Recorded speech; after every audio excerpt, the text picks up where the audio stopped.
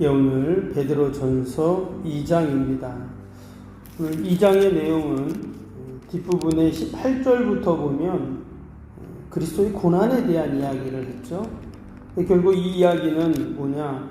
결국 당시 핍박과 고난의 시기를 보내고 있던 성도들에게 우리가 어떻게 하면 이 고난과 이 박해 가운데 온전한 믿음을 지키고 또 우리가 승리할 수 있는가? 이것을 권면하고 위로하기 위한 편지가 베드로 전서라고 했는데, 주님의 고난을 우리가 묵상하면 어떻습니까? 주님의 십자가를 생각하면 우리가 넉넉히 우리가 당하는 이 고난을 이길 수 있다 하는 것을 말하는 것이죠. 특별히 어제 우리 1장 1절에서 보면 당시 베드로가 소아시아에 흩어져 있었던 성도들에게 이제 편지를 쓰면서 그들을 뭐라고 말했습니까? 한번 1장 1절 보세요. 1장 1절에 보면 뭐라고요? 예수 그리스도의 사도 베드로는 본도, 갈라디아, 갑바도기아, 아시아와 비두니아에 흩어진 나그네라고 그랬어요. 지금 나그네들이라고 우리 성도들에 대해서 이야기를 했습니다. 여러분, 나그네는 뭡니까? 어제도 잠깐 말씀드렸지만 스쳐가는 사람, 또 지나가는 사람이 나그네잖아요. 그런데 나그네는 분명한 정착지가 있습니다. 그렇죠? 아무리 그냥 지나가도 어디가를 향해서 지금 가고 있는 거잖아요. 근데 우리 믿음의 성도들도 마찬가지. 여러분, 우리의 마지막 정착지, 목적지는 어디입니까? 하나님 나라죠. 이 땅이 아니라는 겁니다. 이 땅에 우리가 목적지를 두는 순간부터 어때요? 힘들고 괴롭고 스트레스를 받기 시작하는 겁니다. 때문에 나의 목적지가 이 땅이 아니라 저 하나님의 나라다라는 것을 깨닫는 순간 하늘로부터 부어지는 그 평강이 우리에게 다 찾아오는 거죠. 어떤 환난이 있고 고난이 있어도 넉넉히 우리는 나그네니까 이 고난은 지나가는 거다라고 여길 수가 있는 것이죠.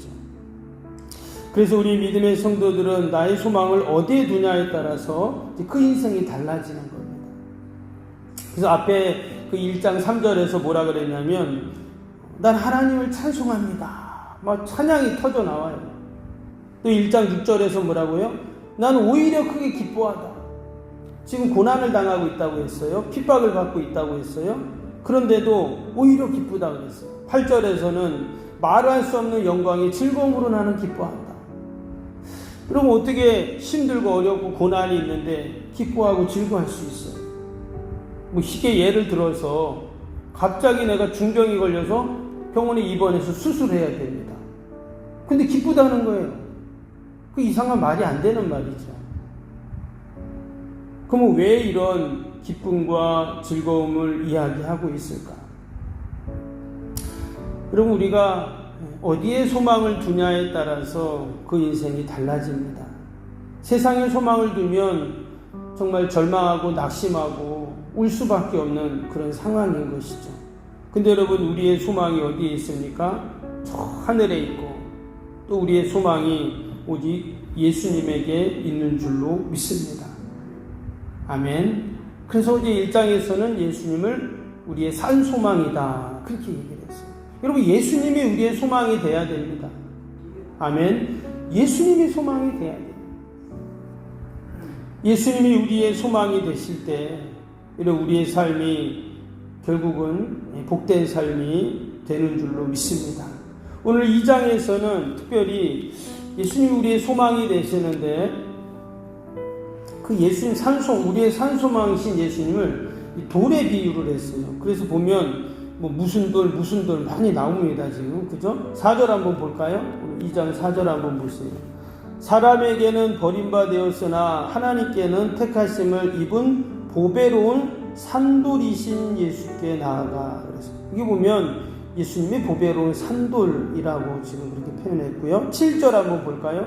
그러므로 믿는 너희에게는 보배이나 믿지 아니하는 자에게는 건축자의 버린 그 돌이 모퉁이의 머릿돌이 되고, 또 8절에 또한 부딪히는 돌과 걸려 넘어지게 하는 바위가 되었다. 여기 보면 막 여러 가지 돌이 나와요. 그렇죠? 산돌, 또 건축자의 버린 돌, 또 모퉁이 돌, 또 부딪히는 돌, 걸려 넘어지는 바위. 지금 여러 가지 지금 돌에 대한 이야기를 하는데 여기 참 놀라운 하늘의 진리가 담겨 있어요.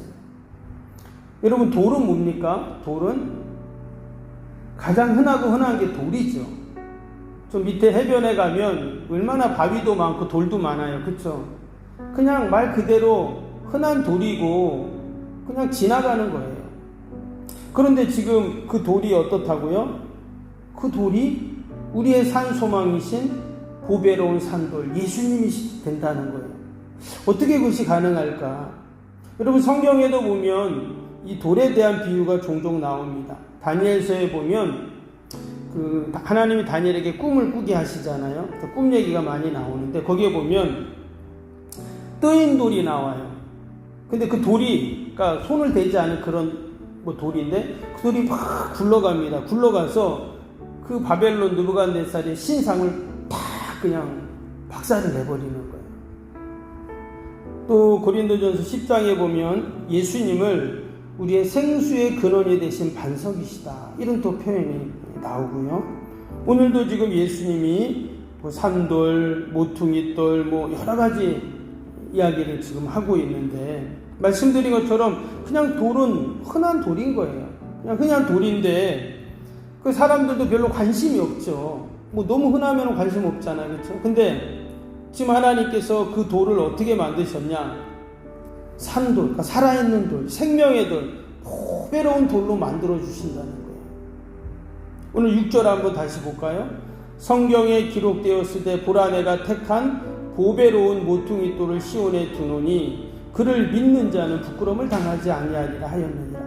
예수님께서 보배로운 모퉁이 돌을 다 예수님이 만들어 놓으셨는데 그 모퉁이 돌, 예수님을 믿는 자는 이 땅에서 절대 부끄러움 당하지 않을 거다, 이렇게 지금 말씀해 주고 있습니다.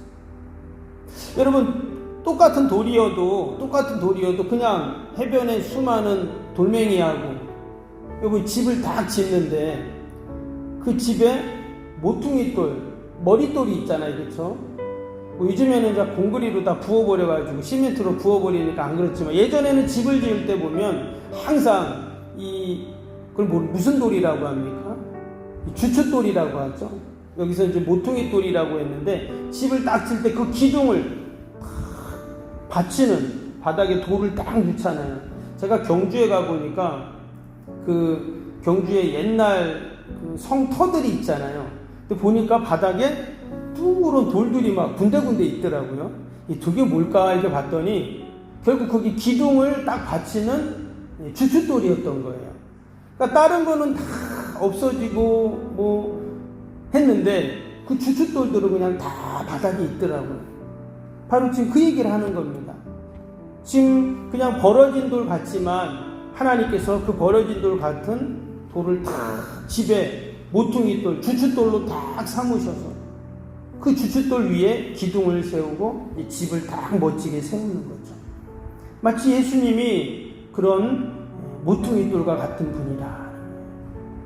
그래서 우리 인생도 마찬가지입니다. 여러분, 우리 인생의 집을 짓는데 어디다 지어야 돼요? 예수님이 우리의 모퉁이 돌, 주춧돌이 다 되어서 그 위에 집을 지어가야 한다라는 겁니다. 오늘 그 말씀이 거기 나오죠. 우리 그 5절 말씀 볼까요? 5절에 뭐라고 했습니까?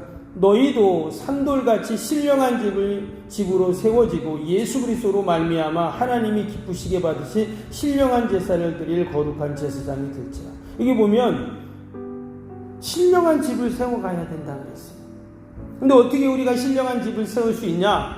바로 그 예수님이 우리의 주춧돌이 되고 모퉁이 돌이 다 되어서 그 위에 우리의 인생의 집을 어떻게 해요? 하나하나 쌓아가야 된다는 거죠. 아니면 언제 비가 오고 창수 안 하고 바람이 불면 그 집은 무너질지 모르는 거예요. 이번에 지진 났을 때도 그 일본에도 보세요. 그 어마어마한 쇼핑센터가 그 철근 구조로 되어 있는 그 거대한 건물이 막 엿가락처럼 다 휘어졌더라고요. 보니까 지진이 나니까. 아마 이 바닥이, 여기 일본이라고 하면 일본의 건물들은 모든 내진 설계가 되고 지진에 잘 견디는 건물로 짓잖아요. 그런데도 지진이 막 크게 나니까 집들이 무너지고 건물이 다 넘어지는 것들을 보게 됩니다. 우리 인생의 집도 마찬가지. 우리가 신령한 집을 세워가야 되는데, 그러려면 우리의 산돌이신, 그리고 든든한 반석이 되시는 그 예수님의 모퉁이 돌 위에 우리의 집이 세워져야 할 줄로 믿습니다. 근데 오늘 말씀해 보니까 그 예수 그리스도, 5절에 그 예수 그리스도로 말미암아 하나님이 기쁘시게 받으신 신령한 제사를 드린 거룩한 제사장이 될지라 그랬어요. 하나님은 우리를 이 땅에 그럭저럭 집을 짓기를 원하지 않으세요. 그럭저럭 인생 살다 끝나는 인생이 되길 원치 않아요. 왜? 우리는 거룩한 제사장들이기 때문에.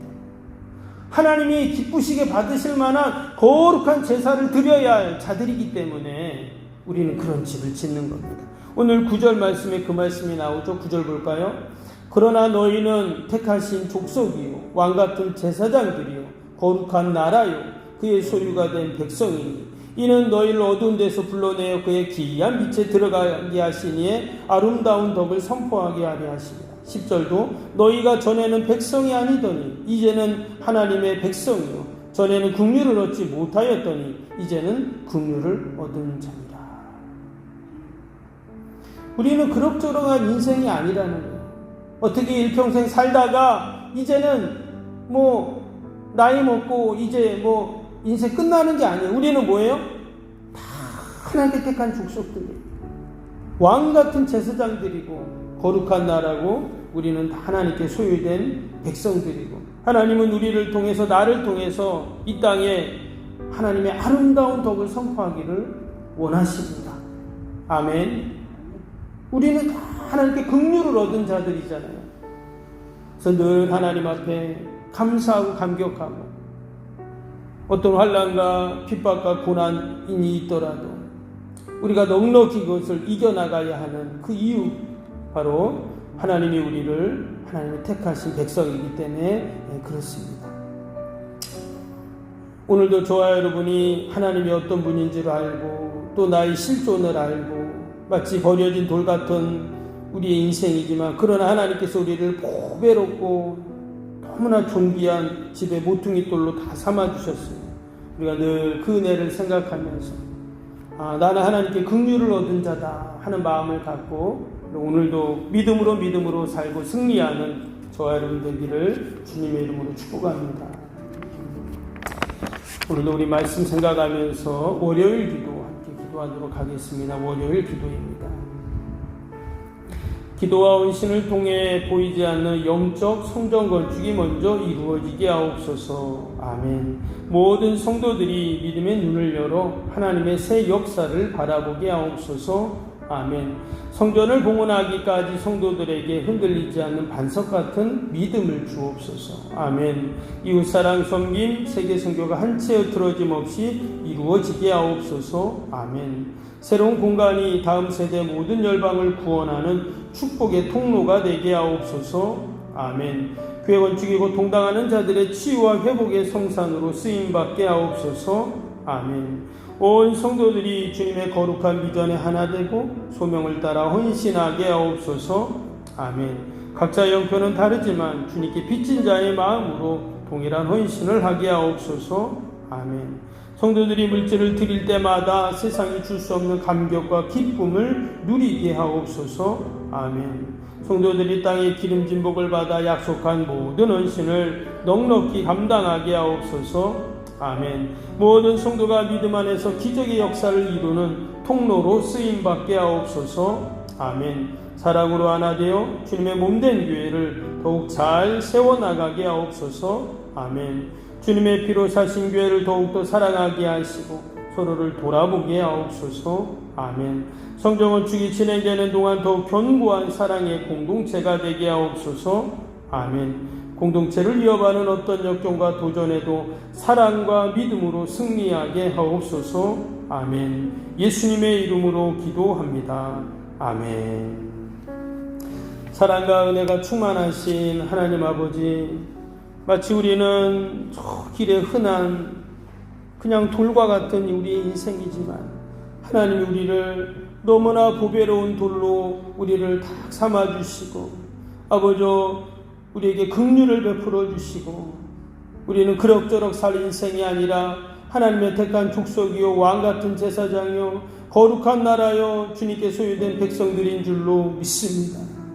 오늘도 우리의 인생의 집을 신령한 집을 아름답게 지어가기 위해 영원한 우리의 반성이신 아버지 무토기돌 되신 주님 위에 우리의 인생의 집을 짓게 하여 주옵소서. 하나님이 받으실 만한 거룩한 제사 또 아버지 하나님 거룩한 예배를 하나님께 늘 올려드릴 수 있게 하여 주옵소서.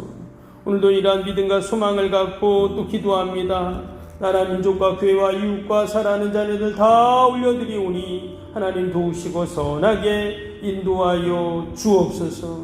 하나님 오늘도 성전 건축 공사가 처질없이 잘 진행되게 하시고 사고 없게 하시고 아버지 하나님의 섭리와 하나님의 계획과 하나님의 뜻 가운데 이루어지게 하여 주옵소서.